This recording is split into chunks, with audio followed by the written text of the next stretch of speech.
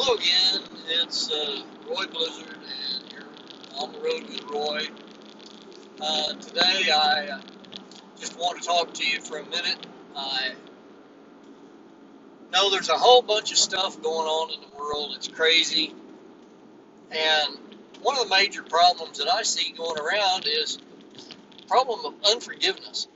And it's a terrible problem, and none of the things that you see going on in the world are going to get any better without some forgiveness.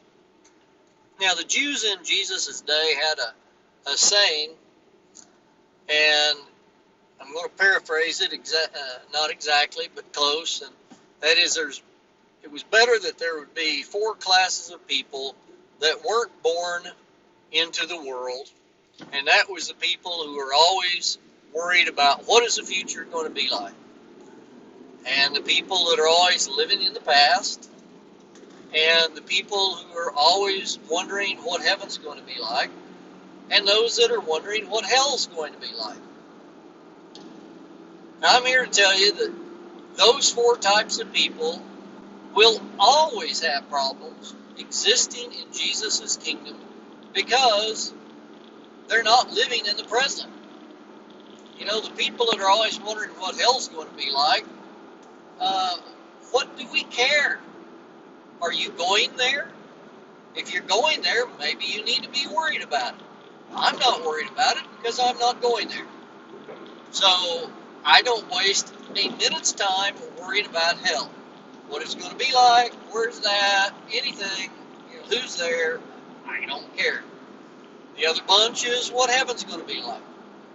Again, all I care about is I'm ready to go. If that so happens, a meteor hits, somebody runs me over with a bulldozer, steamroller, whatever, I'm ready to go. I don't worry about what heaven's going to be like. I just am prepared.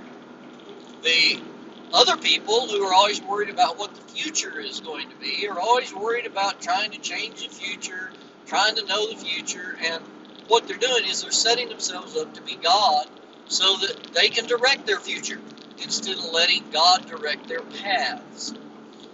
The other group that it is really hard for them to do anything constructive in life, and that is the people who are always living in the past, and especially those who have unforgiveness about the past. One of the greatest problems that people have, I've talked to many friends of mine and many pastors, and all of them will tell you that people who harbor unforgiveness are basically neutered in the kingdom of God. They have no power, no authority, because they are always wrapped up in hatred and revenge, and they don't do anything productive. And Jesus' kingdom is all about productivity, fruit, bearing fruit. So don't get wrapped up in all of the hullabaloo that's going on. Who's killing who, what's going on in the world today. Just pray to God and ask God for forgiveness if anything is bothering you, and learn to move on. And sometimes forgiveness takes a while to kind of get in the groove. Don't worry about it.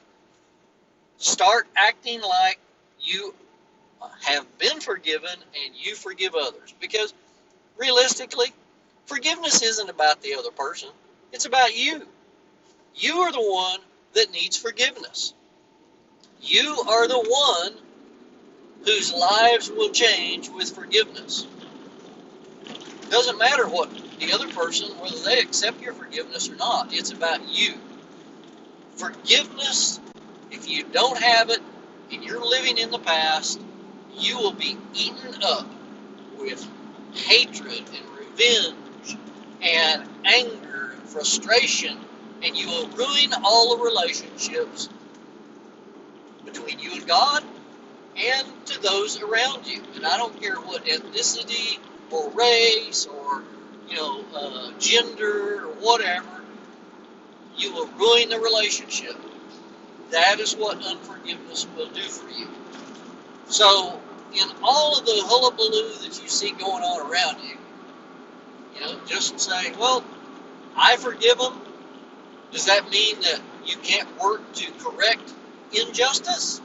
No, we should. That is part of what we're called to do. But it doesn't mean that we have to exist in the past. We are to move forward in the future and create new life. There's an old saying, it's easier to give birth than raise the dead. We let the dead bury the dead. Those that are dead spiritually, let them take care of the dead.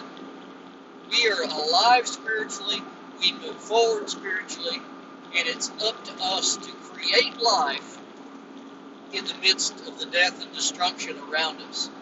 That is the power of Christ. That is the power of the gospel.